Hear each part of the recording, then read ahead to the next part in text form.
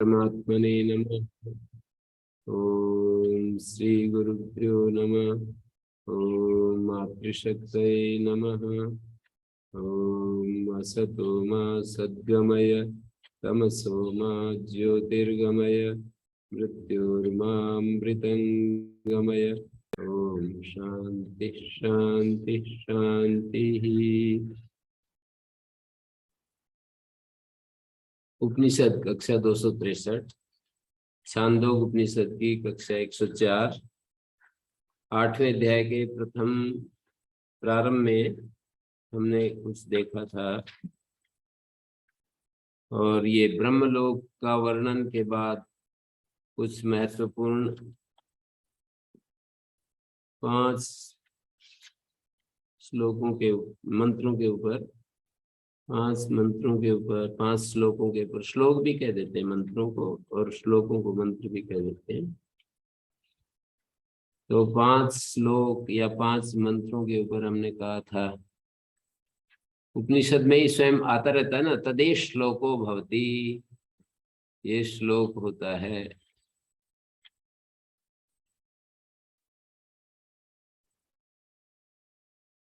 तो ये बार बार, ये जो 8वें अध्याय का तीसरा खंड है, इसको बार बार पढ़ना चाहिए, बहुत ही अच्छा है। और ये ब्रह्मलोक से पहले वाला वर्णन ये भी बहुत ही अच्छा है। ब्रह्मलोक में तो एक क्या होता है, वो एक सूचना मात्र है। बाकी प्रैक्टिकली जो ये कहा, अथ यदिदम अस्मिन् ब्रह्मपुरे, ये प्रारंभिक जो 8वें अध्याय का जो पहला मंत्र है, उसमें दहरोपासना का वर्णन है। यदिदम अस्मिन् ब्रह्मपुरे दहरम पुंडरीकम वेश्म, ये जो इस शरीर में एक दहराकार, एक सूक्ष्म पुंडरीक आकार वाला एक घर है, कमल के आकार का एक घर है। दहर मानी सूक्ष्म घर है, छोटा सा घर है। दहरोस्मिन अंतर आकाशा, और इसमें एक अंतराकाश है। तस्मिन यद अंतः, उस पुंडरीक वेश में जो भीतर है ना, उसकी खोज करनी चाहिए। एक तो ये अर्थ कर रहे हैं इसका, जैसा मेरे को मणि गुरु जी ने बताया, तस्मिन शब्द व्यवहित पूर्व का संकेतक है। व्यवहित पूर्व का मतलब है ये जो बीच में दहरोस्मिन अंतराकाशा जो आ गया है ना, इससे पहले वाला जो पुंडरीक वेश में है, उसको तस्मिन शब्द कह रहा है। वैसे सर्वनाम शब्द जो होते हैं अव्यवहित पूर्व का निर्देशक होते हैं, व्यवधान रहित पूर्व में जो है प्रसंग में उसको बताते हैं। लेकिन उन्होंने एक मीमांसा का कोई न्याय बता करके और कहा कि देखो यहाँ पर तत्पद स्पष्ट व्यवहित पूर्व का संकेतक है। तो वो भी ना करेंगे तो भी फिर बात तो वही जाएगी। जैसे इसके 2 अर्थ मैं बता रहा हूं, कैसे कैसे किए जा सकते हैं अर्थ, वाक्य के वाक्यार्थ कैसे किया जा सकता है। ये हमारा शरीर है, शरीर में एक छोटा सा कमल के आकार का घर है, हृदय कमल। दहरोस्मिन अंतर आकाश, इसमें और भी एक छोटा सा अंतर आकाश है। वो जो कमल के आकार का घर बताया, उस अस्मिन, एक जगह अस्मिन बोल दिया फिर तस्मिन बोल दिया, अस्मिन तस्मिन, तो अस्मिन अंतर आकाश है, उसके भीतर एक आकाश है। यहाँ पर आकाश का दहर ऐसे, हाँ वो तो है ही, दहरो अंतर अस्मिन आकाश है। ये दहर एक अल्पतर अर्थ भी कर ही दिया भाष्यकार ने, उसमें एक और भी अल्पतर आकाश है। और तस्मिन यदंत है, उस आकाश के भीतर जो मौजूद है परमात्मा, उसकी अन्वेषणा करनी चाहिए। तस्मिन यदंत है, उस जो एक अल्पतर आकाश है, एक छोटा सा आकाश है, उस आकाश के भीतर जो परमात्मा मौजूद है, उसकी खोज करनी चाहिए, उसकी जिज्ञासा करनी चाहिए। ये वाक्यार्थ होगा। और दूसरे अर्थ में करेंगे तो यदि इस ब्रह्मपुर में, इस शरीर में एक दहर सूक्ष्म पुंडरीक आकार का वेश्म है, दहरोस्मिन अंतर आकाश है, और उसमें इसमें अस्मिन इस पुंडरीक वेश में एक अंतराकाश है, परमात्मा है। उसमें जो विद्यमान है उसका अन्वेषण करना चाहिए। उसमें माने उस पुंडरीक वेश में जो विद्यमान है वो कौन विद्यमान है, तो कहेंगे दहरोस्मिन अंतराकाश। तो दहरोस्मिन अंतराकाश शब्द से जो कहा जा रहा है और तस्मिन यदंत शब्द से जो कहा जा रहा है वो एक ही हो गए। मेरी बात कितना समझ पा रहे हैं ये तो आप बताएंगे, पर मैंने ये बताना चाहा। समस्या ये आ रही है कि आकाश में भी ब्रह्म कहा जा रहा है सूत्रों में, और या दहर को भी ब्रह्म कहा जा रहा है। तो दहर और आकाश यदि एक दूसरे के विशेषण विशेष है तब तो ठीक, नहीं तो कन्फ्यूजन होता है। नहीं वो तो ठीक है, उसमें कोई बात नहीं। मैं जिस तरह से मैं कहना चाह रहा हूँ ना, जो कि अव्यवहित पूर्व, व्यवहित पूर्व और ये सारी बातें जो है ना, वाक्य की संरचना के हिसाब से हमें देखना होता है कि वाक्य क्या कह रहा है। तो फिर तो दहर को मानना पड़ेगा। हाँ, तो दहर पुंडरीक वेश में और दहरोस्मिन अंतराकाश है। इसमें इस पुंडरीक वेश में एक आकाश, अंतराकाश, इसके भीतर आकाश है, परमात्मा है। आकाश मानी परमात्मा। इस पुंडरीक वेश में हृदय कमल के भीतर परमात्मा है। तस्मिन यदंत है, तो यहाँ परमात्मा के भीतर जो है ये भी एक अर्थ है, हो सकता है। वो तो आगे प्रश्न ही कर रहे हैं, आगे वो छोटा सा आकाश है उसमें क्या आपको मिलेगा, उसकी अन्वेषणा करने के लिए कह रहे हो। दूसरे मंत्र में ही प्रश्न उठा दिया ना, कि आप ये कह रहे हो कि यदि अस्मिन ब्रह्मपुरे धैर्यं पुंडरीकं वेश्म धैर्य अस्मिन अंतराकाश किम तद विद्यते यद अन्वेष्टव्यम। ऐसा कौन सी चीज है जिसको तम चेत ब्रूयु, ये दिया ना, तम चेत ब्रूयु यदिदम अस्मिन ब्रह्मपुरे दहरम पुंडरीकं वेश धैर्य अस्मिन अंतराकाश किम तदत्र विद्यते यद अन्वेष्टव्यम। उस अंतराकाश में ऐसी कौन सी चीज है जिसकी अन्वेषणा करनी है, खोज करनी है।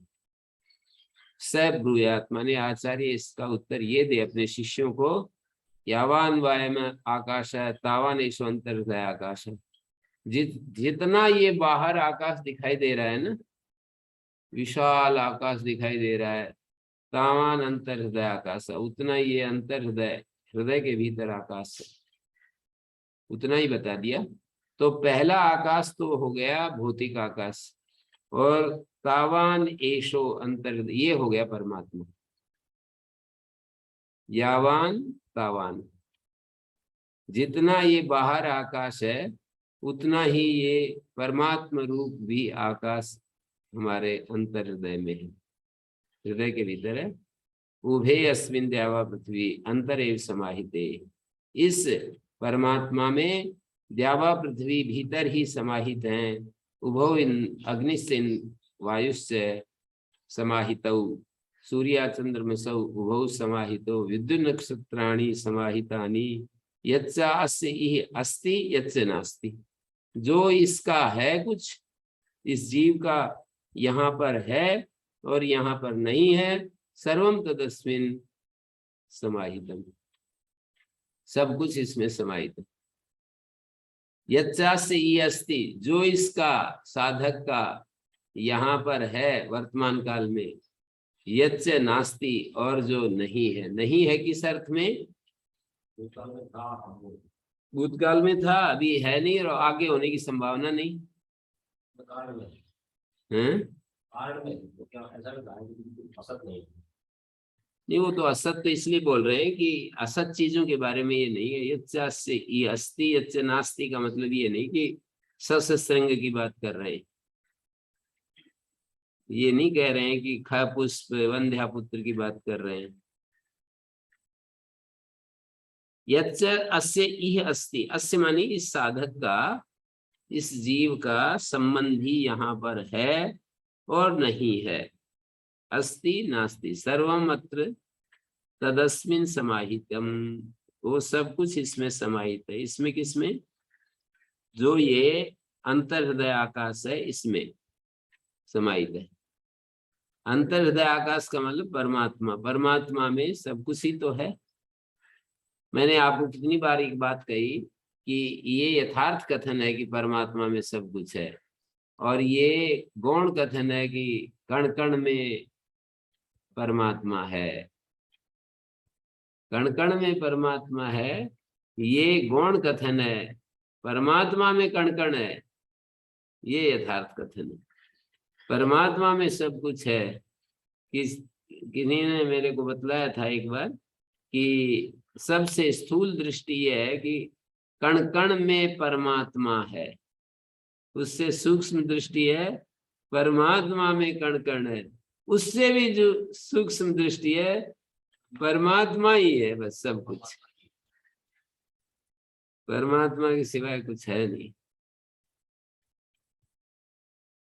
तो यहाँ पर ये जो इन्होंने कहा ना तम चेत ब्रूयु, उसको ऐसे कहने वाले को यदि शिष्यगण ऐसे पूछने लगे, अजी ये शरीर वैसे ही छोटा सा शरीर है, इसमें दहर पुंडरीक वेश बता रहे हो, एक छोटा सा घर बता रहे हो, और उसमें छोटे से घर में एक और अल्पतर आकाश बता रहे हो। परमात्मा ही सही, पर अल्पतर आकाश बता दिया। किम तदत्तर विद्यते, उसमें ऐसी कौन सी चीज है जिसकी अन्वेषणा करें? वहां कौन सी चीज मिलेगी हमें जो हम अन्वेषणा करें? परमात्मा में ऐसी कौन सी चीज है जो उसकी अन्वेषणा करे? उसकी, किसकी? तद अन्वेष्टम, उस परमात्मा की। उस परमात्मा की अन्वेषणा की बात कही जा रही है। परमात्मा में जो है उसकी, जो है उसकी अन्वेषणा नहीं, उस परमात्मा को छोड़ करके उसकी अन्वेषणा नहीं बता रहे। इसलिए आनंद गिरि जी ने इसकी अर्थ, इसकी संगति लगाई कि तस्मिन यदंत तद आश्रयण से अन्वेष्टव्यम। उस परमात्मा में जो है उसको आश्रय के साथ अन्वेषणा करनी है। उसमें भीतर में जो है उसको आश्रय के साथ, जैसे द्यावा पृथ्वी चंद्रमा नक्षत्र ये सब कुछ बताया ना, तो उसका जो आश्रय है वो परमात्मा है, तो आश्रय के सहित उसकी अन्वेषणा करनी है। तस्मिन वास्वे महिमनी यदंत, उसमें अपनी ही महिमा में, परमात्मा जो अपनी ही महिमा में मौजूद है, तस्मिन स्वे महिमनी, उस अपनी ही महिमा में जो भीतर है, तद आकाशाख्यम ब्रह्म, वो आकाशाख्य ब्रह्म की अन्वेषणा करनी है। दूसरा अर्थ किया। तीसरा अर्थ ये भी किया, तस्मिन व हृदय पुंडरीकावत छिन्नेन वसी, हृदय पुंडरीकावत छिन्न आकाश में जो भीतर आकाशाख्य ब्रह्म है उसकी अन्वेषणा करनी है। हृदय पुंडरीकावत छिन्न नभ में जो अंतराकाश आख्य ब्रह्म है, अंतराकाश आख्य ब्रह्म है, उसकी अन्वेषणा करनी है। तो ये परमात्मा की कुल मिलाकर अन्वेषणा की बात कर रहे हैं। यदि ये भी कहा गया कि आकाश में जो द्यावा पृथ्वी है, अग्नि वायु है, सूर्य चंद्रमा है, आकाश में, आकाश का मतलब परमात्मा में, आकाश जब शब्द है तो इसका अर्थ परमात्मा ले लेना है। ब्रह्म सूत्र में प्रारंभ में आकाश परमात्मा वैसे बता दिया है। आकाशस तल्लिंगात, आकाश जो है परमात्मा का वाचक। ओम गुरु जी, हाँ जी। तो जब हम भीतर की तरफ ध्यान देते हैं गुरु जी, आप परमात्मा का भी चलो हम मान लेते हैं जो परमात्मा हमारे भीतर है, लेकिन उस आकाश में, परमात्मा रूपी आकाश में हम वहाँ पे ये पृथ्वी सूर्य ये सब तो नहीं दिखता किसी तरह। परमात्मा में ही सब कुछ है। ये इस इसके साथ हमें उसका ध्यान करना है। परमात्मा बाह्य आकाश उसमें तो हम देखते हैं इन सबको। हाँ, बाह्य आकाश में तो देख लेते हैं अपने स्थूल भीतर के दृष्टि से। आकाश में सूक्ष्म दृष्टि से मतलब हम उसको कैसे देखेंगे? हमारी मतलब बुद्धि में नहीं आता। बुद्धि के मतलब ये तो एक सगुण ध्यान है ना, कि वो परमात्मा मेरे भीतर है, उस परमात्मा में ही पूरा अस्तित्व है। ये तो कुछ गिना दिए इन्होंने, ऐसा आप कह लीजिए इसकी जगह पूरा अस्तित्व है। धरती। गायत्री विद्या में स्पष्ट भी तो कर रखा है कि जो बाहर आकाश है वही शरीर है, जो शरीर का आकाश है वही हृदय है। तो तीनों वो तो कहा तो जा रहा है, कहा तो जा रहा है, पर उसको हम कैसे ध्यान आदि कैसे करें, प्रैक्टिकली कैसे करें? तो है, पर वो मतलब उसका एहसास नहीं होता। नहीं, उसको ऐसे ही करना पड़ेगा कि जैसे हम ध्यान के लिए एकाग्र होकर के जैसे ही हम स्थिर होते हैं, तो उसमें एक ये बात प्रारंभ करनी पड़ेगी कि मेरा मेरा जो हृदय है, उस हृदय में जो परमात्मा मौजूद है, जिसमें कि ये पूरा अस्तित्व है, सूरज चांद धरती आसमान, उस परमात्मा में ही सब कुछ है। मैं भी उसी में हूँ और मेरे संबंधी भी उसी में हैं, जो भूतकाल में चले गए वो भी उसी में हैं, और जो मेरे इर्द गिर्द चारों तरफ मेरे जो मित्रगण है वो सब भी उसी में हैं। ऐसा जो परमात्मा है, उस परमात्मा की मैं उपासना कर रहा हूँ। इस भाव के साथ स्टार्ट करनी चाहिए। तो जब हम इस भाव के साथ करेंगे तो परमात्मा में ये पूरा अस्तित्व है, ये बात बनी रहेगी। परमात्मा में पूरा अस्तित्व है, ये बात बनी रहेगी, और हमारा अंतर्मुखता भी आगे बढ़ेगी। बट ऐसा नहीं है गुरु जी का जो धर्म आकाश है, इसी को हम बहुत बड़ा बना लें और उसी एनवलप में हम सूर्य चंद्रमा और वो सबको देखें, पर मतलब बाहर की तरफ जाना हुआ। हाँ, वो शैली भी एक होती है, सर्वम खलु इदं ब्रह्म, पर वो उपासना की शैली नहीं है। वो तो मतलब राग द्वेष को शांत करने के लिए परमात्मा ही है ये सब कुछ। सर्वम खलु इदं ब्रह्म, ये सब जो भी कुछ मेरे सामने है, जो दिखाई दे रहा है नहीं दे रहा है, सब ब्रह्म है, और इसलिए मुझे किसी से राग और द्वेष नहीं करना चाहिए। राग का मतलब अपने सुख के लिए हम प्रेम करते हैं, और द्वेष का मतलब दुख दिखने के कारण हम उसको हटाना चाहते हैं। उसके साथ संबंध करने से, एक व्यक्ति बोला, मैंने कहा चलो उनके घर चलते हैं, तो बोला कि मैं नहीं जाऊंगा। क्यों नहीं जाओगे? बोला इस व्यक्ति के साथ संबंध करने से दुख वो ही मिलेगा, परेशानी मिलेगी। इसके साथ संबंध करने से मेरे को परेशानी मिलेगी। तो ये जो बुद्धि है कि परेशानी मिलेगी तो हम अलग हटते हैं, ये बुद्धि कि इससे सुख मिलेगा तो हम जुड़ते हैं। तो जब हम कह रहे हैं कि परमात्मा में सब कुछ है, तो इस भाव के साथ हमें ध्यान करना पड़ेगा। पूरा अस्तित्व परमात्मा में है, हमारे शरीर भी परमात्मा में, हमारे संबंधियों के शरीर भी परमात्मा में, जो भूतकाल में चले गए वो भी परमात्मा में, अभी परमात्मा की व्यवस्था से वे चले गए और अब कहीं ना कहीं जन्म ले लिया, वो सब परमात्मा में। आत्मा को तो हम छोटा समझ लें, जो हमारे संबंधी हैं। अब जो आदित्य है, सूर्य है, चंद्रमा है, वो तो हमें पता है कि इतने विशाल है, तो वो छोटे से हमारे हृदय में उसको मतलब लेके आना चाहिए सारा का सारा संसार। पर दरअसल पर मतलब आत्मा छोटा सा इस अर्थ में तो हो सकता है कि उसको एक उसका ध्यान के लिए हम अपने भीतर ध्यान कर रहे हैं, पर वो एक्चुअल में उसका खंड तो होते नहीं है कि उसके हम टुकड़े करके देख सकते हैं। टुकड़े करके तो देख नहीं सकते। तो इस शरीर में कमल के आकार का हृदय है, उस हृदय में ये है अंतराकाश। अंतराकाश का मतलब परमात्मा। अंतर शब्द रेफांत जो होता है भीतर अर्थ होता है, अंतराकाश भीतर आकाश है। तो उस आकाश में जो है उसकी अन्वेषणा करनी चाहिए। मानी आकाश के सहित, ये द्यावा पृथ्वी आदि भी ले रहे हो तो भी आकाश के सहित, परमात्मा के सहित अन्वेषणा करनी है। आकाश को छोड़ करके अन्वेषण नहीं कर रहे, आकाश के सहित परमात्मा की अन्वेषण करने की बात कर रहे हैं। ओम आचार्य जी, जी, इनमें से एक शब्द पता नहीं कितना ही जोर लगा लो छूटता है, या तो धैर्य छूटता है या आकाश छूटता है। परमात्मा के दोनों पर्यायवाची हैं, अगर दोनों की संगति बैठ ही नहीं पाती, कितना ही जोर लगा लो चाहे। धैर्य और आकाश, हालांकि स्पष्ट हो गया कि भाई उसके अंदर ये आकाश है, उसकी खोज करनी चाहिए, परमात्मा होगा तो धैर्य छूट गया। उस धैर्य की खोज करनी चाहिए तो आकाश छूटता है।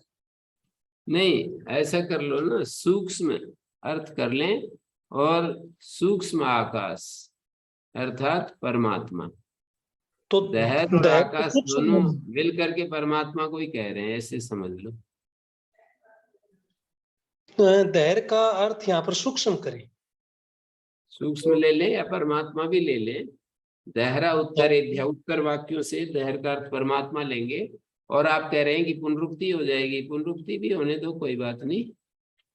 द्विर्बद्धम सुबद्धम भवति, एक न्याय होता है, दो गांठ लगा दें तो और मजबूत हो जाती है। हाँ, ये तो बात हुई ना जी, यही तो व्याकरण की विशेषता है जी। इसीलिए तो जीतते हो आप।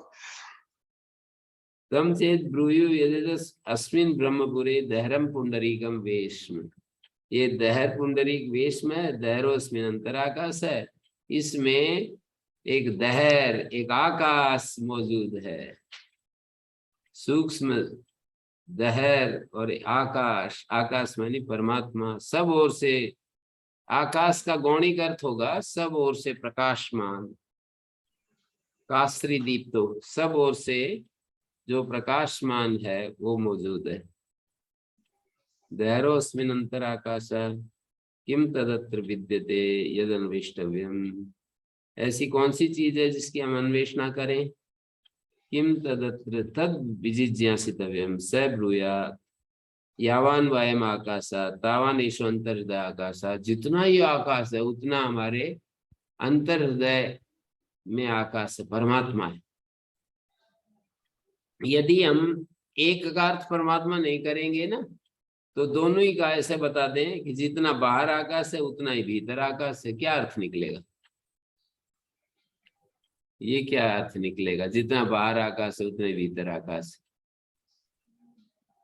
है। अनुमान से एक जगह तो भौतिक आकाश अर्थ कर लें, उसकी उपमा दे करके हम परमात्मा को बताएं तो फिर तो ठीक बैठ जाएगा।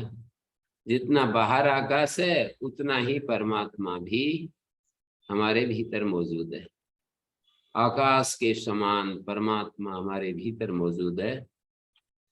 उभे अस्मिन, इस परमात्मा में, अस्मिन शब्द का अर्थ है इस अंतर्हृदय आकाश में, हमारे हृदय में मौजूद जो आकाश है उस आकाश में द्यावा पृथ्वी भीतर ही समाहित हैं। इस आकाश में उभे अस्मिन आकाशे द्यावा पृथ्वी अंतरे समाहित है, अंतर का मतलब भीतर ही समाहित है, और इंद्र और वायु भी समाहित हैं, सूर्य चंद्रमा समाहित हैं, विद्युत नक्षत्र समाहित हैं।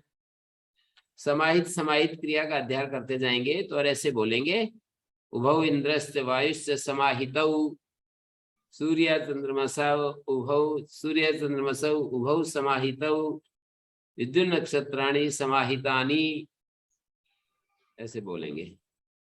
यच्चास्य इह अस्ति यच्च नास्ति, जो इसका है और जो इसका नहीं है। अस्य शब्द से, भाष्यकार ने अस्य शब्द से यच्च अस्य इह अस्ति यच्च नास्ति, अस्य का मतलब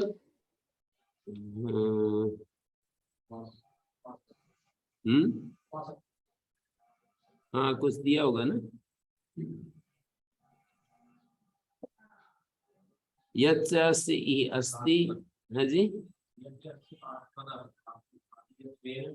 हाँ, आत्मना आत्मीयत्वेन, यच्च अस्य आत्मना आत्मीयत्वेन अस्ति यस्मिन् अन्वेष्टव्यम विजिज्ञासितव्यम ननु आकाशतुल्य परिमाणत्वं विपरीत तावान इति उच्यते किन्तरी आकाश के तुल्य परिमाण को लेकर के तावान नहीं कह रहे, ब्रह्मणो अनुरूपस्य दृष्टान्तस्य अभावात्, ब्रह्म के अनुरूप कोई दृष्टांत दिया नहीं जा सकता, इसलिए सामान्य रूप से आकाश को पकड़ लिया। कथम पुनर्न आकाश समम भ्रमिते अवगम्यते येन आवृतम खम च दिवम महिम च, केवल आकाश के समान ही ब्रह्म है, ऐसा क्यों नहीं अर्थ कर दिया जाए?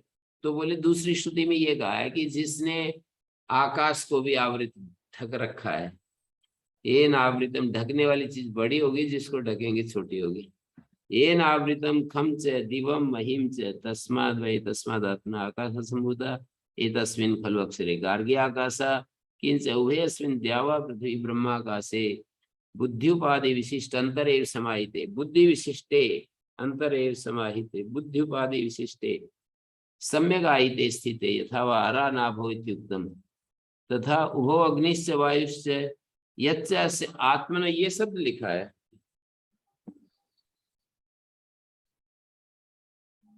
यच्च अस्य आत्मीयत्वेन, जो इसके आत्मीय के रूप में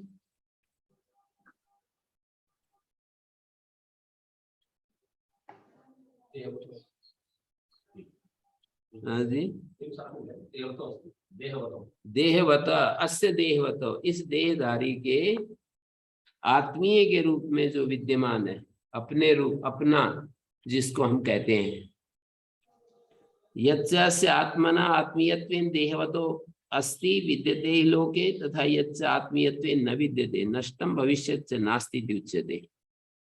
मतलब जो नष्ट हो गया और भविष्य में उसकी आने की संभावना नहीं है, भविष्यच्च नास्ति इति उच्यते।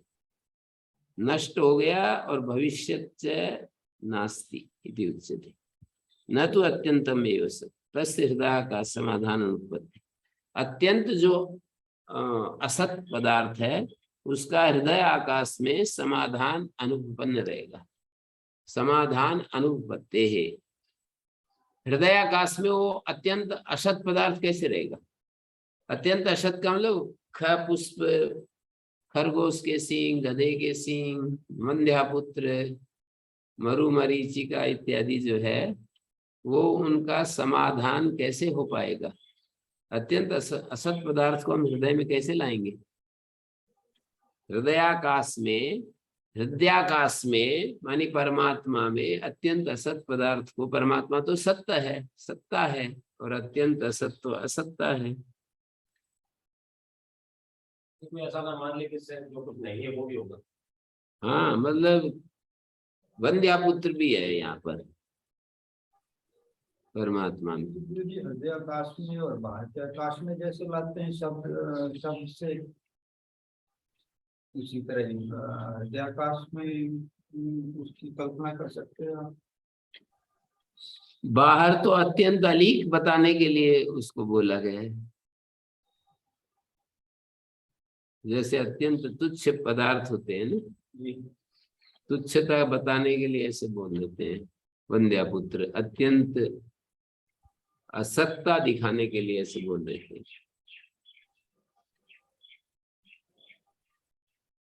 तो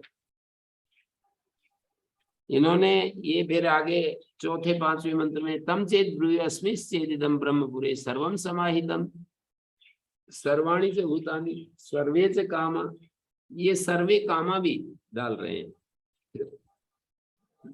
यदेतत् जरा व आपनोति, जब ये जरा को प्राप्त हो जाता है, यदेतत् शरीरम, ये शरीर जरा को प्राप्त हो जाता है, नहीं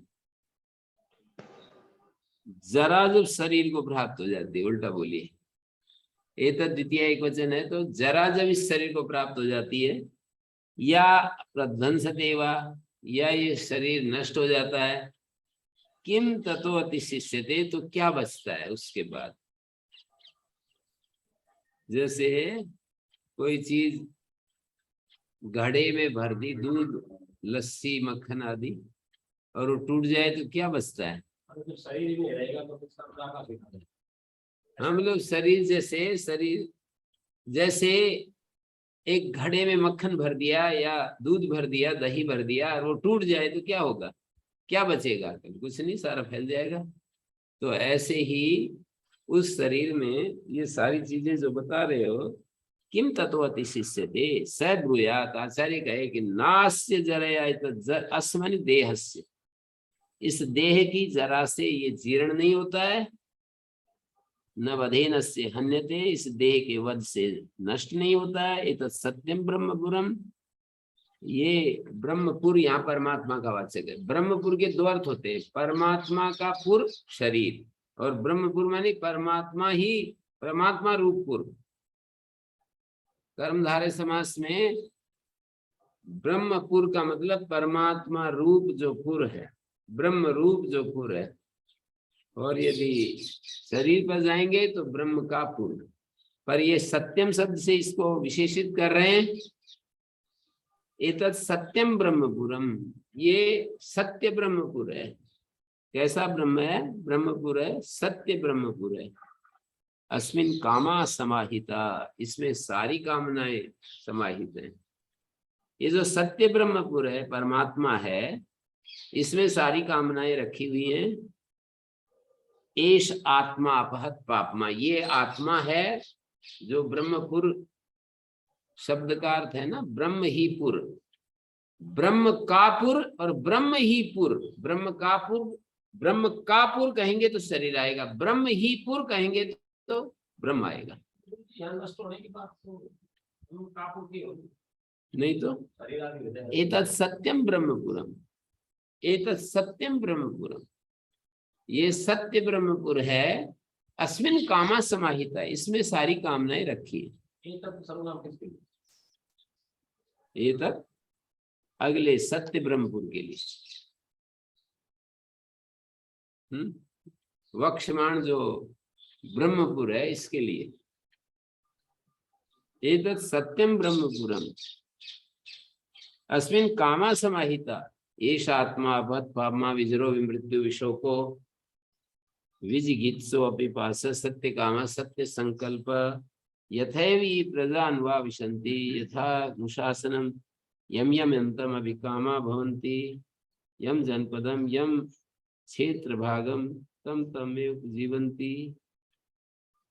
यहाँ पर ये देखो दिखा दिया ना कि वो ये उत्तर दे कि इस देह की जरा से, अस्य माने देहस्य जरया, एतत् यथोक्तम अंतराकाश ब्रह्म, यथोक्त जो अंतराकाश आख्य ब्रह्म है वो जीर्ण नहीं होता।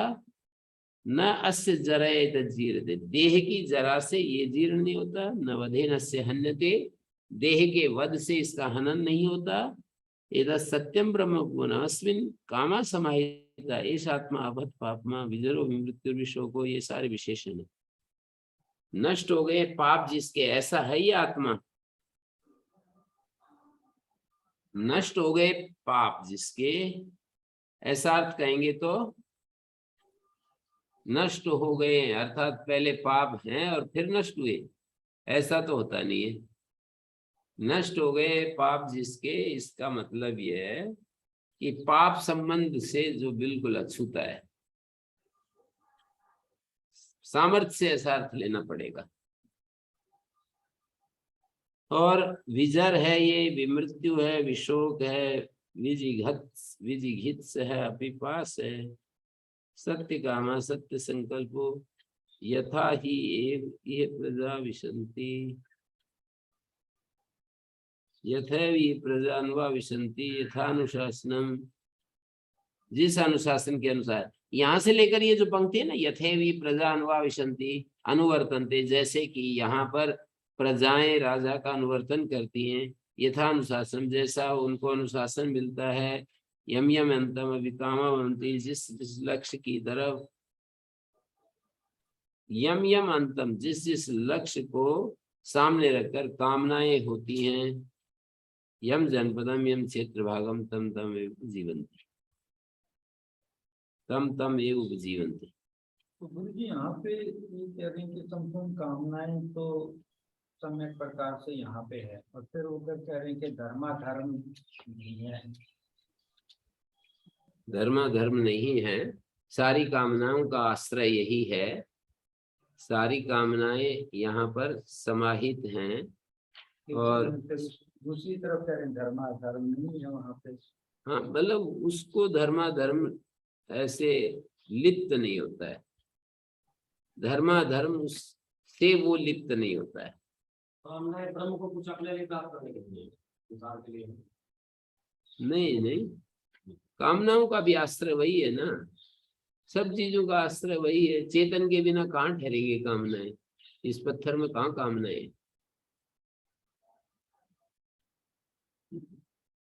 अंतःकरण में ही आएंगे ना कामनाएं।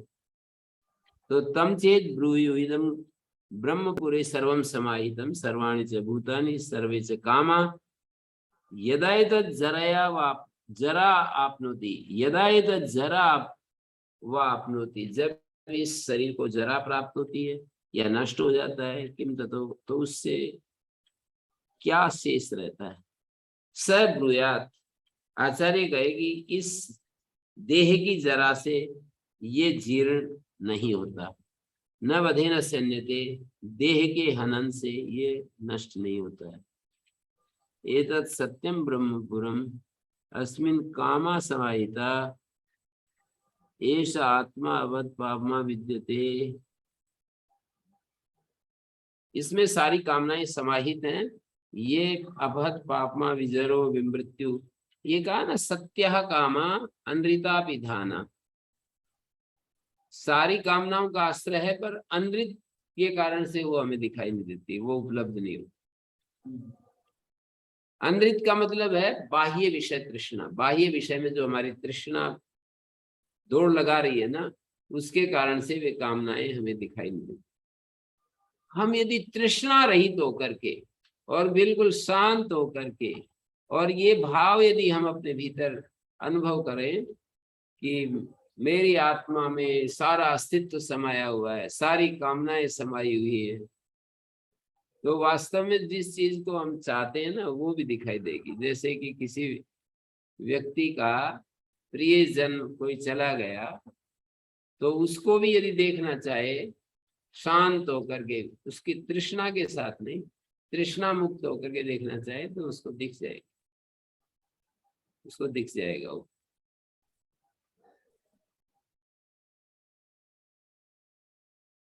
तो एक तरफ तो अभी बोलते हैं कि परमात्मा सब कुछ है, अभी आपने कहा सूक्ष्म दृष्टि से देखते हैं, और एक अभी आपने कहा कि भाई पत्थर में कामनाएं कहाँ है।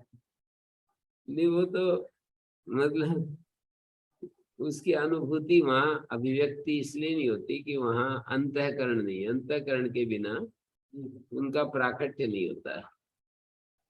अंतःकरण अकेले चेतन में कुछ भी नहीं होता है, अकेला। विज्ञान के हिसाब से देखें तो अंतःकरण भावी की जिंदगी में है, क्योंकि भावी क्रियाएं सुनिश्चित रूप से हो रही है, आइटम्स में, इलेक्ट्रॉन्स में, प्रोटॉन्स में, आयन्स में, उसका अंतःकरण तो उसको होल्ड कर रहे हैं ना गुरु जी। जो मतलब अंतःकरण थोड़ा पारिभाषिक शब्द, परमात्मा का प्रोग्राम है, अंतःकरण है, थोड़ा पारिभाषिक शब्द अंतःकरण, तो हमारे जैसा अंतःकरण वहां नहीं है, तो इसलिए उसको सुख दुख अनुभव नहीं होते। पत्थर को चोट मारे तो उससे उसमें सुख दुख आभास दृष्टि में नहीं हो रहे। हाँ, लेकिन वहाँ भी हीट देंगे, शायद हो रहे होंगे वहाँ पे, हीट देंगे तो उनके आइटम्स फैलेंगे, बॉडी फैलेंगे, उनके अंदर से तो नहीं, वो तो ठीक है, चेंज तो हो रहे हैं, पर जैसे हमारे सुई चुभती है, वहां पर होल करते हैं, तो ऐसे चुभेगी नहीं वहां। कैसे कह सकते हैं? ये तो कुछ तो निष्कर्ष निकाल ही सकते हैं ना। उसके अंतःकरण का तो हमारे उसका अंतःकरण कोई श्रुति, कोई प्रमाण तो होना चाहिए ना, कोई प्रमाण तो होना चाहिए। बिना प्रमाण के हम केवल लॉजिकली, वहाँ पे गुरु जी चेतना तो सभी जगह है, परमात्मा सभी जगह है। लॉजिक दे करके हमें उसको सिद्ध करने बनता नहीं है। हमें केवल लॉजिक के आधार पर ना, केवल लॉजिक के आधार पर हम किसी चीज को प्रूव करेंगे तो कभी कभी गलत निष्कर्ष भी निकलते हैं। तो परमात्मा का होना और फिर ये कह देना कि उसको जैसे पत्थर में भी चोट मारते हैं तो परमात्मा को लगती है चोट, ये तो यूं कहते हैं कि शरीर में भी दुख होता है तो परमात्मा को नहीं लिप्त होता है वो दुख। जी जी, परमात्मा तो ठीक है गुरुजी। शरीर, हमारे शरीर में भी जब पीड़ा होती है तो परमात्मा को दुख नहीं होता है। किसको होता है ये दुख? हो तो प्रश्न हमने काफी विचार किए हैं कि कौन है दुख का भोक्ता। तो दुख का भोक्ता परमात्मा भी नहीं है, दुख का भोक्ता ये जड़ जगत भी नहीं है, दुख का भोक्ता जड़ और चेतन का जो संयोग है उसमें दुख का भोक्तृत्व छिपा हुआ है। तो वही संघात हम सभी के लिए कहते हैं गुरुजी। हाँ, संघात तो है, पर उस संघात में अंतःकरण नाम की जो चीज है ना, वो हमें पत्थर में या उसमें बाहर किसी लकड़ी में वो नहीं दिखती है। हम ऐसा देखते हैं गुरुजी, हर कण में मतलब परमात्मा का एक प्रोग्राम है, उसी के कारण ये तो वो ठीक है। बिहेव कर रहा है एक अपने ढंग से उसका प्रोग्राम। नहीं, ये जैसे बात तो हम सही। भी अपने अंतःकरण के हिसाब से मतलब वो आ रहा है हमारे अंदर भी। हाँ, तो नहीं ये संस्कार भी पढ़ते होंगे उसी तरह। इसी तरह हम सोचते हैं कि सभी चीजों में मतलब, इसीलिए तो हम किसी चीज को जड़ ही नहीं बोलते अगर उस दृष्टि से देखते हैं। महर्षि दयानंद ने 11वें समोल्लास में ये कहा, पंचावयव योगात सुख संवितेक सांख्य का सूत्र दिया। 5 मतलब उन्होंने ये कहा कि इन पौधों को भी तो वो होता है, जड़ सुख दुख होता है। फिर कहा कि नहीं, इनको नहीं होता है। जैसे कि कोई बेहोश हो जाए तो जैसे उसको नहीं होता है काटने पीटने से, जैसे हमारे अंतःकरण का यदि संबंध कट कर दिया जाए तो नहीं होता है, ऐसे कुछ दिया है। तो पौधों में भी सुख दुख का अनुभव मना कर रहे हैं तो फिर पत्थर में तो बहुत दूर चले गए।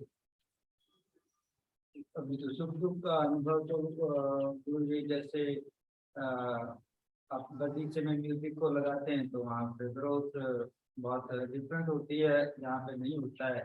तो उसके वातावरण से हाँ, वो वातावरण से तो ऐसा एक्सपेरिमेंट होता ही है। वो उस प्रकार का पेड़ में उस प्रकार का अहम अंतः संजय है। ये एक अंतः संजय शब्द प्रयोग होता है, अंतः संजय है।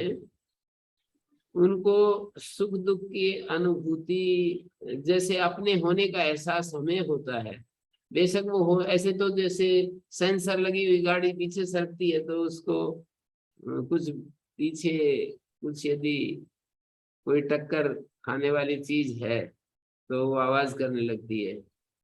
तो इसका अर्थ ये नहीं कि गाड़ी को अनुभव होता है, ऐसा नहीं कह सकते। शंकराचार्य की मान्यता में जैसे सूर्य आदि के जो है एक कुछ मान लिया, उसका भी एक अभिमानी देवता मान लिया, कोई चीज मान लिया, फिर कुछ गलत हो सकता है। अभिमानी मानने के बाद भी बार बार ये बात कही जाती है कि अंतःकरण के बिना सुख दुख का अनुभव नहीं होता है। ठीक है, वो तो अभिमानी देवता है और देवता को सुख दुख का अनुभव नहीं होता है, वैसे ही नहीं होता है। देवता को तो सुख दुख का वैसे अनुभव नहीं होगा। तो सुख दुख वही अनुभव होते हैं जहाँ अंतःकरण होता है। यदि पेड़ पौधों में भी अंतःकरण है तो आंशिक रूप से हो सकता है वहां भी सुख दुख। हो माता जी, हाँ जी, इंद्रियों से रहित, हाँ जी शास्त्री जी। इंद्रियों से रहित माना है पेड़ों को, इसलिए नहीं होता जी। और सांख्य दर्शन के अनुसार तो जी पता नहीं कैसे, जैसे चिद अवसान भोग, इसके 2 अर्थ किए हैं। चेतन में अवसान है जिसका, हाँ, चेतन में अवसान एक तो ये कर दिया जी, और एक ये कर दिया कि चेतन से पहले जिसका अवसान है, यानी कि चेतन तो सुख और दुख महसूस ही नहीं करता। ये व्याख्या भी हमें पढ़ने को मिलती है जी। ये जड़ पदार्थ में ही सुख और दुख समाप्त हो जाता है। दोनों तरह की व्याख्या देखने को मिलती है जी। ये तो दूसरी इसको व्याख्या जो है ज्यादा अनुकूल है वैसे सांख्य सिद्धांत के। आत्मा निर्लेप बताते हैं, आत्मा शुद्ध बताते हैं, और चिदवसाना अर्थ भी यदि मानते हैं चेतन में अवसान है, तो भोग से विकृत होने वाली चीज नहीं है आत्मा, भोग का प्रकाशक होने से चिदवसान कहा है। भोग का अवसान आत्मा में है, इसका अर्थ ये है कि भोग का आत्मा के सामने, आत्मा के होने से भोग का प्रकाश होता है। आत्मा के होने से भोग का प्रकाश होता है। भोग मानी सुख दुख का अनुभव, आत्मा हाँ के जी। होने से सुख दुख का अनुभव होता है।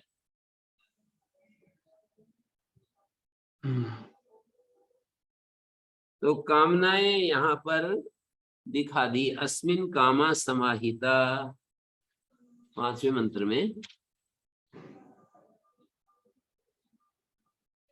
सर्वे कामा, ये भवद्वी प्रार्थन्ते ते अस्मिन एव स्वात्मनि समाहिता, ऐसा भाष्यकार ने अर्थ किया है। अस्मिन कामा समाहिता, जो आप लोगों के द्वारा जो चाही जाती है चीजें, कि मेरे को हेलीकॉप्टर मिल जाए, मेरे को राज्य मिल जाए, मेरे को परिवार मिल जाए, मेरे को पुत्र मिल जाए, स्त्री मिल जाए, वो कहते हैं जितनी भी कामनाएं तुम बाहर चाहते हो, बहिर्भवद्वी प्रार्थन्ते, अस्मिन पुंडरीकोपलक्षित ब्रह्मपुर में सर्वे कामा ते अस्मिन एव स्वात्मनि समाहिता, अतः तत्प्राप्ति उपायम एवं अनुतिष्ठते, बाह्य विषय तृष्णां त्यजते, ऐसा अभिप्राय है। बाह्य विषय की तृष्णा छोड़ दो, तत्प्राप्ति उपाय में अनुतिष्ठते, उसकी प्राप्ति के उपाय का अनुष्ठान करो। उसका माने जिसमें ये कामनाएं हैं, जिसमें वो कामनाएं, उस अधिष्ठान को पाने के लिए प्रयत्न करो। सारी कामनाएं का अधिष्ठान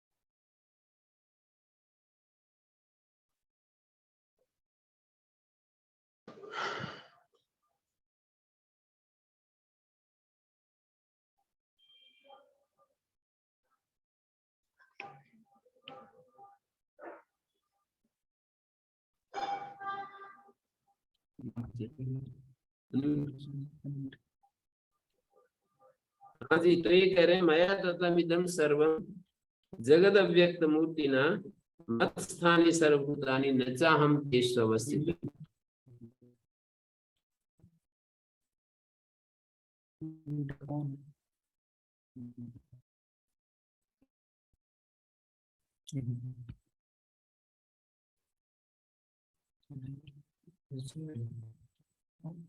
हाँ जी, सुन रहे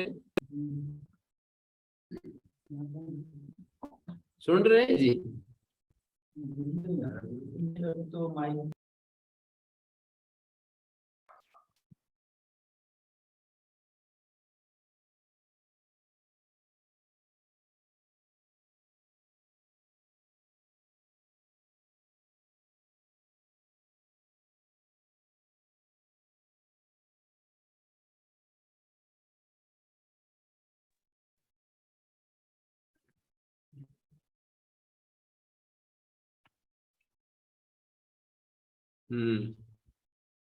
हाँ जी, मैं गीता का एक वचन सुना रहा था, मैंने सारा सब कुछ परमात्मा ने सब जगत को परिपूर्ण किया हुआ है, मत्स्थानि सर्वभूतानि सारे भूत मेरे सहारे पर टिके हुए हैं, न चाहम तेषु अवस्थिता, मैं उनके सहारे पर में हूँ।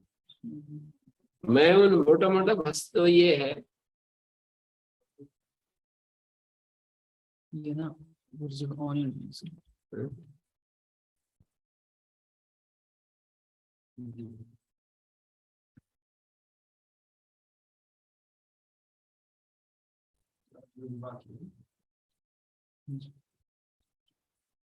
अभी सही बात होगी। हाँ?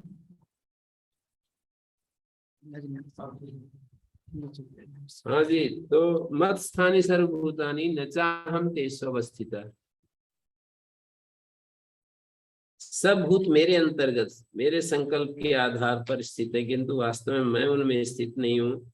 न च मत स्थानी भूतानि पश्चिमे योगमेश्वरम, फिर तुरंत अगले, ये भूत मेरे सहारे पर भी नहीं है, ये मेरा योग ऐश्वर्य योग मेरी मत स्थानी सहारे मई तिष्ठन्ति मत स्थानी। मस्तानि सर्वभूतानि पश्चिमे योगमेश्वरम, ये मेरी योग शक्ति की महिमा देखो। मतलब मेरे सहारे भी हैं, मेरे सहारे नहीं भी हैं। मैं भूत भृत हूँ जैसे भूतस्थ, पर भूतस्थ नहीं हूँ। ममात्मा भूत भावना। तो यहाँ पर ये कह दिया कि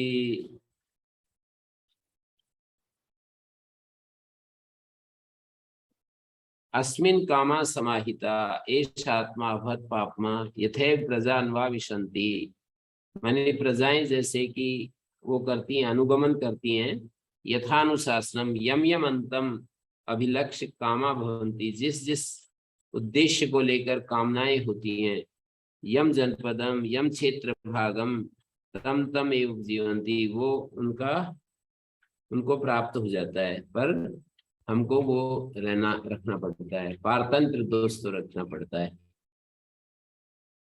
कामनाओं की पूर्ति के लिए जो परतंत्रता है उसको तो सहना पड़ता है। तद यथा ही कर्म जितो लोगो क्षीयते एवं अमूत्र पुण्य जितो लोगो क्षीयते, जैसे यहाँ पर कर्मजित लोग क्षीण हो जाता है, कर्म से जीता गया, वैसे पुण्य से जीता कर्म जितो लोगो क्षीयते, यहाँ कर्म से जैसे हमने अनाज पैदा किया और घर भर गया अनाज से, धीरे धीरे करके वो क्षीण हो जाता है। ऐसे ही अमूत्र पुण्य जतो लोग क्षीयते, अमूत्र मानी वहां पर ये जो स्वर्ग लोक है वहां पर वो क्षीण हो जाता है। तद आत्मानम अनन्विद्य ब्रजंती, जो आत्मा को बिना जान करके, शास्त्र और आचार्य के अनुसार न जान करके और यहाँ से चले जाते हैं, तेषाम सत्यान कामान एतांश सत्यान कामान तेषाम सर्वेषु लोकेषु अकामचारो भवति, सभी लोकों में उनका अकामचार होता है। अथि आत्मानम अनविद्य ब्रजंती तेषाम एतांश सत्यान कामान तेषाम सर्वेषु लोकेषु कामचारो भवति, वे सभी लोकों में यथेष्ट गमन वाले होते हैं। तो ये सारा दिखा दिया। 5वें मंत्र में जो पहले तो ये कहा है कुछ है बस सोने पर बस होता है या होता है। हाँ, फिर इसके साथ में दूसरा जोड़ है, इसका इससे मतलब क्या हम बताइए। कोई बात नहीं, हम नहीं भी, क्या हानि है यदि हम उसकी अन्वेषण नहीं करेंगे, तो क्या हानि है? इसका उत्तर दिया है, बोले हानि कुछ नहीं, पारतंत्र दोष है। क्या हानि है परमात्मा की अन्वेषण न करने से? क्या लुट जाएगा हमारा, क्या चला जाएगा? नहीं करेंगे तो क्या हो जाएगा? प्रश्न तो ऐसा है, हैं? प्रश्न तो ऐसा है, प्रश्न क्यों किया था कि इसमें क्या लोगों भाई क्या नहीं, वो तो ठीक है, वो तो बता ही दिया। यदा एतत् जरा वा आपनोति प्रध्वंस देवा किम ततो अतिसिद्धि, का उत्तर दे दिया। स ब्रूयात् नास्य जरा एतत् जीर्यति न वधेनस्य हन्यते तत् सत्यम ब्रह्म पुरमस्मिन् कामा समाहिता, ये सब कह दिया। फिर बोले कि ऐसे आत्मा की खोज नहीं करेंगे तो क्या दिक्कत है, नहीं करेंगे तो क्या हानि हो जाएगी? इसका उत्तर है इस पंक्ति में, यथैव ही प्रजान्वा विशन्ति, देखो ये हानि होगी कि जैसे प्रजाओं का अनुगमन करते हैं तो हमें वो चीज हमें मिल जाती है जब हम उन प्रजाओं के पीछे चलते हैं, नहीं उन राजा के पीछे चलते हैं तो प्रजाएं वो फल प्राप्त कर लेती हैं। राजा का हुक्म मानती हैं या किसी श्रेष्ठी किसी मालिक के अनुशासन में होती हैं तो उनको वो चीज मिल जाती है और वो अपने को सुखी भी देखते हैं, लेकिन परतंत्रता पूर्वक। तो परतंत्रता पूर्व स्वातंत्र दोष नहीं हो सकता यदि उसकी खोज नहीं करोगे तो स्वराट बन करके नहीं जी सकते। तुम्हें पराधीन होकर के अपनी कामनाओं को पूरा करना पड़ेगा।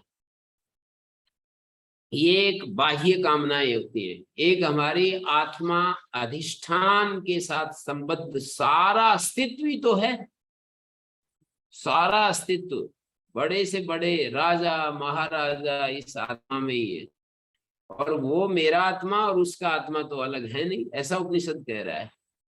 उपनिषद पढ़ रहे हैं तो इस दृष्टि से वो प्रस्तुत कर रहा है। ये संदेश नहीं जा रहा, ये संदेश नहीं जा रहा ईश्वर के भी अधीन जब तक रहेंगे तब तक तो बिना को परतंत्रता रहेगी। ईश्वर की उपासना करते तो ये प्रसन्नता ना सगों उपासना करेंगे वो तो है ही, ठीक है। तो सगों का है और ये दृष्टांत जो है ये उनका एम्ब्रमस भी संदेश दे रहे हैं। नहीं वो तो इतना ही कहा है कि भाई पारतंत्र दोष रहेगा, कितना बड़ा बड़ा भी हम चाहेंगे तो एक दूसरे को स्वामी मानेंगे, किसी को हाँ किसी को भी स्वामी मानेंगे तो उसके अनुशासन में रहेंगे तो कामना तो पूर्ति हो जाएगी पर परतंत्रता तो रहेगी। तो यही है, इसलिए यदि कोई व्यक्ति स्वराट बनना चाहता है, पूर्ण स्वाधीन होना चाहता है तो उसको खोज करनी पड़ेगी आत्मा की, ऐसे बताया। तो ये सब दिखाने के बाद फिर ये हमने देखा था तय में सत्या कामान ऋतापिधाना, ये वाक्य जो है ना वे सत्य कामनाएं अनृत से ढकी हुई है। सत्य कामनाएं कौन सी है? सत्य कामनाएं जो कामनाएं प्राप्त की जाती हैं, की जा सकती हैं, शक्य प्राप्य स्वात्मस्था सत्या कामा अनृता विधाना, वो अनृत से ढकी हुई है। अनृत क्या चीज है? बाह्य विषय तृष्णा ही अनृत है। बाह्य विषय की तृष्णा जब तक है हमारे भीतर तब तक हम सत्य कामनाओं से परिचित नहीं हो सकते। सत्य कामनाओं से परिचित नहीं हो सकते। सत्य कामनाएं बाह्य विषय की तृष्णा से ढकी रहती है। बाह्य विषय की तृष्णा को छोड़े ना सत्य कामनाएं हमें मिलती नहीं है। तेषाम सत्यानाम सताम अनृतम अभिधानम, उन सत्य कामनाओं का अनृत अभिधान है जो जो यहाँ से यो ही अस्य मानी इस जीव का संबंधी यहाँ से प्रयाण करता है, न तम ही दर्शनाय लगते, उसको देखने के लिए प्राप्त नहीं होता है। कोई भी व्यक्ति हमसे बिछो हो जाए, वियुक्त हो जाए, उसको देखने के लिए मिलता नहीं है। अलग हो जाए, जीते जी अलग हो जाए, मान लो कि मैं इस व्यक्ति से नहीं मिलूंगा तो नहीं मिलेगा। अब वो हम यदि बाह्य विषय की तृष्णा में रहेंगे कि अब देख लूं मैं, अब मेरे को मिल जाए, तो वास्तव में नहीं मिलेगा वो। और यदि हम अपनी आत्मा में चले जाएं तो मिला मिला है, आत्मा में ही तो है वो। जहां भी है वो आत्मा में ही है, जिस रूप में भी है वो आत्मा में ही है। मर जाए या जीवित अवस्था में चला जाए, हमसे अलग हो जाए, तो आत्मा में ही तो है। तो ये कहना चाह रहे हैं कि अनृत अभिधान, अनृत उसका अभिधान बन जाता है तो सत्य कामना शक्य प्राप्य स्वात्मस्थ शक्य प्राप्य। कामानाम सत्यत्व क्या होता है? संकल्पानंतरम अवश्यम भावात, जैसे ही हमने संकल्प किया तुरंत दर्शन हो गया। जैसे मैं गुरु जी की बात में सुनाता हूँ यूं कहते थे, बस आंख बंद की मिल ली,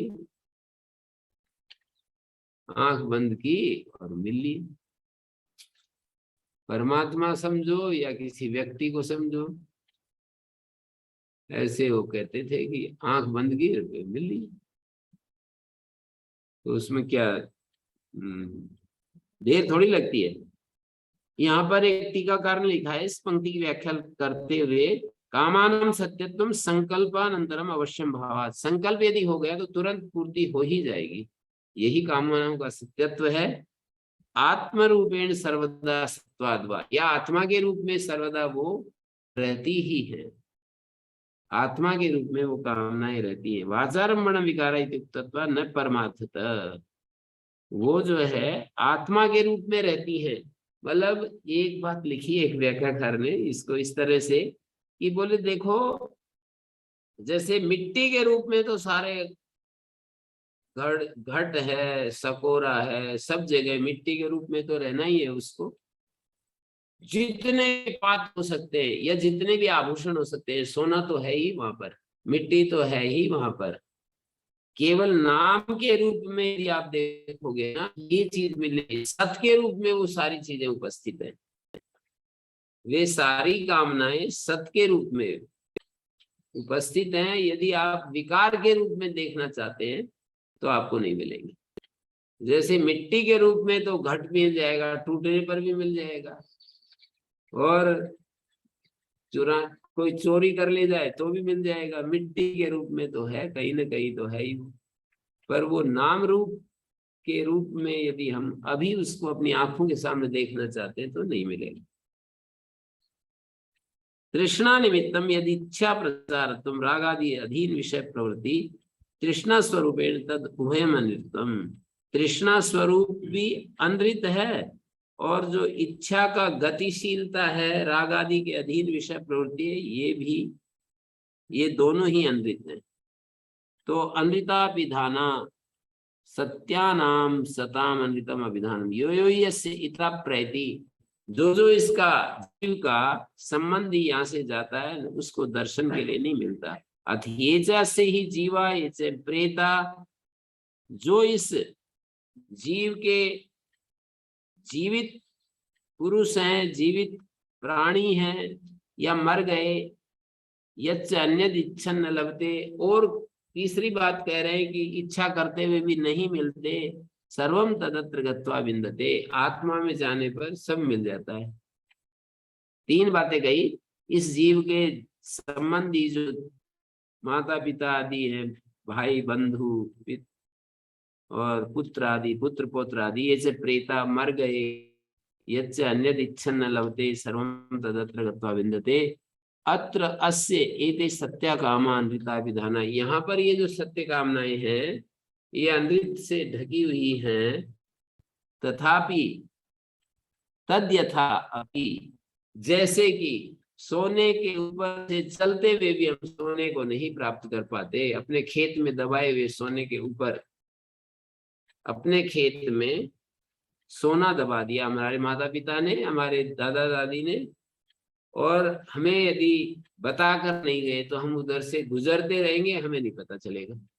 या किसी ने दबा दिया सोना और फिर कोई दूसरा व्यक्ति उसके ऊपर से जाते हुए भी उसको नहीं दिखाई देता, नहीं मिलता है।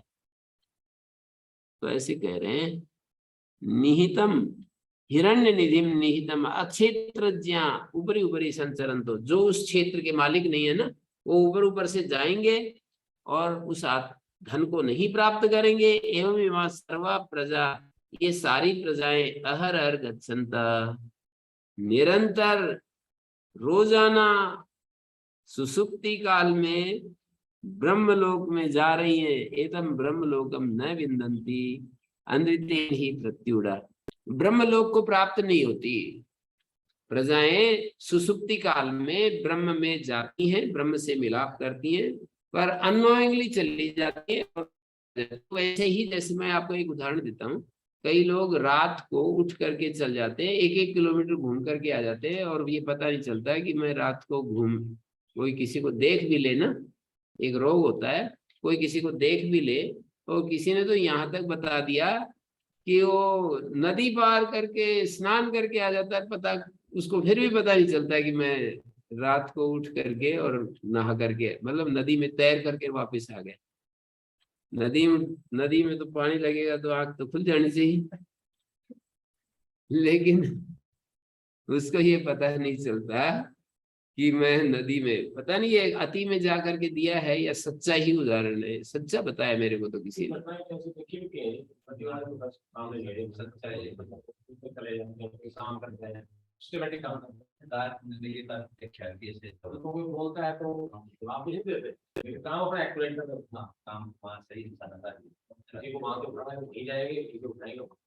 तो ये बात कह रहे हैं कि वो इसी तरह से हम ब्रह्म से मिलन करके आ जाते हैं, पर पता नहीं चलता है कि ब्रह्म से मिले हैं। क्यों ऐसा होता है?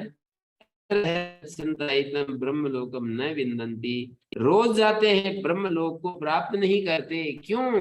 अनृतेन ही प्रत्युढ़ा, कि जो बाह्य विषय तृष्णा है ना, वो खींच लेती है हमको। प्रत्युढ़ा का मतलब होता है उन बाह्य विषय तृष्णा ने खींच लिए गए हैं।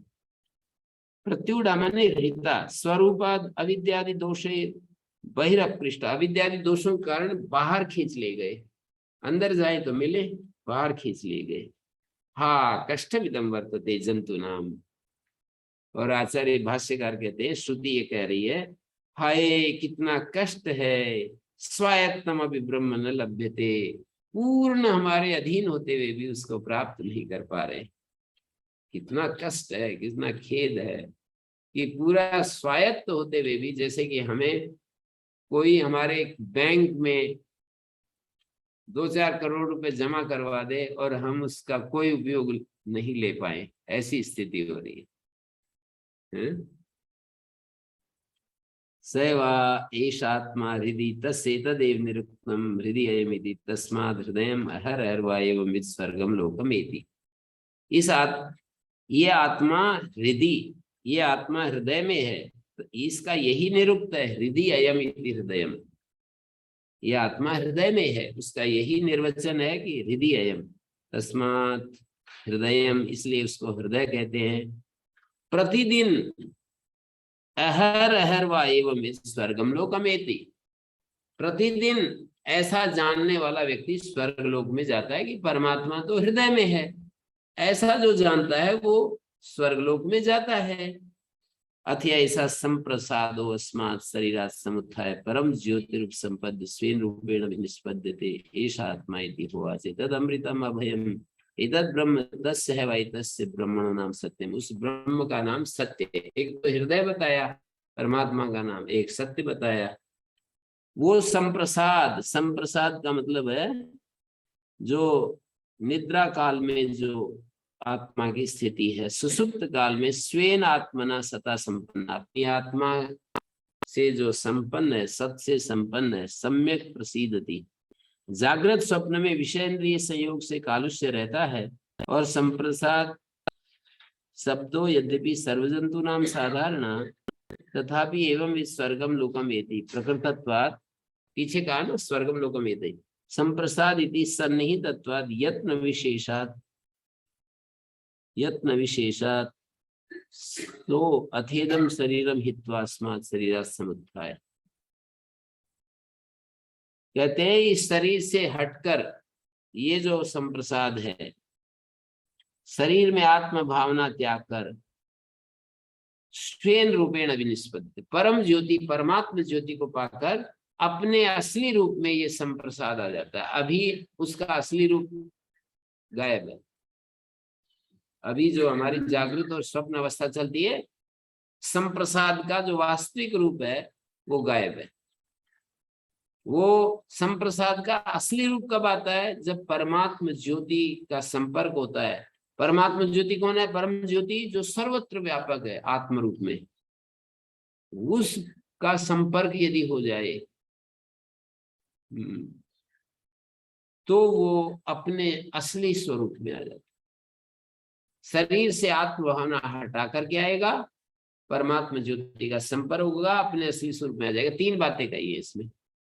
माने शरीर से आत्म भावना हटानी एक बात, और दूसरी बात है परम ज्योति का संपर्क होना, और तीसरा स्टेप है अपने असली स्वरूप में आ जाएगा। उसका नाम सत्य है, उसका नाम सत्य है। वाचन और टिप्पणी भी है।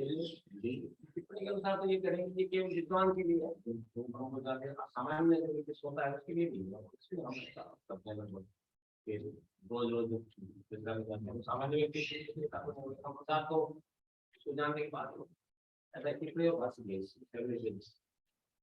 तो ये 5वें मंत्र में तानि वैतानि त्रीणि अक्षराणि सतीयम इत्यादि कह दिया कि भाई ये जो है ना सत्य का निर्वचन कर दिया है। सतीयम, सत्य, सत्य और यम। तय माने मृत्यु, सत माने अमृत, इन दोनों का नियंत्रण, ये दोनों जिसके हाथ में है वो सत्य परमात्मा का नाम है। सत, तय और यम। सत माने अमृत, तय माने मृत्यु, मृत्यु में जो तय आता है वो ले लिया एक अक्षर, और सत, सत माने अमृत जो सदा रहता है, तय मृत्यु, इन दोनों का यम नियंत्रक सत्य परमात्मा। तो यद अनेन उच्यति तस्मात् अहरर्वा एवं वेद स्वर्गम लोकमेति। मैंने रिपीट जानबूझ करके किया है, बीच में छुट्टी हो जाती है ना, तो कनेक्ट होने के लिए फिर थोड़ी सी दिक्कत होती है, इसलिए। तो ठीक है, अशोक जी को धन्यवाद, उन्होंने ये सब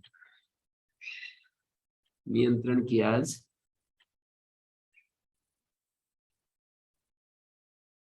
ओम शांति शांति शांति।